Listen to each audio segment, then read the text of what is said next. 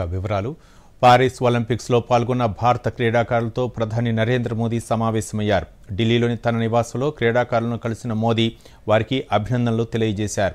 కాసేపు వారితో సరదాగా ముచ్చటించారు. ఈ సందర్భంగా క్రీడాకారులు వారు సాధించిన పతకాలు ప్రధాని మోదీకి చూపించారు. వరుసగా రెండోసారి ఒలింపిక్స్లో కాంస్యం సాధించిన హాకీ జట్టు ఆటగాళ్లంతా సంతకం చేసిన ఓ జెర్సీని, హాకీ స్టిక్ను ప్రధానికి బహుమతిగా ఇచ్చారు. షూటర్ మనో భాకర్ తాను ఒలింపిక్స్లో ఉపయోగించిన పిస్టల్ను ప్రధానికి చూపించారు. అనంతరం ప్రధాని మోదీ మాట్లాడుతూ పారిస్ ఒలింపిక్స్లో యువ ఆటగాళ్లంతా దేశపు జెండాను రెపరెపలాడించారని క్రీడాకారులను కొనియాడారు. 140 కోట్ల మంది భారతీయుల తరపున అందరికీ అభినందనలు తెలియజేస్తున్నారని మోదీ అన్నారు. కొత్త కళలు, ఆశయాలతో క్రీడాకారులంతా ముందుకు వెళ్లాలని ఆశిస్తున్నారని ప్రధాని పేర్కొన్నారు. ఈ కార్యక్రమంలో కేంద్ర క్రీడల శాఖ మంత్రి మన్సుఖ్ మాండవీయ, భారత ఒలింపిక్ సంఘం అధ్యక్షురాలు పిటి ఉషా పాల్గొన్నారు.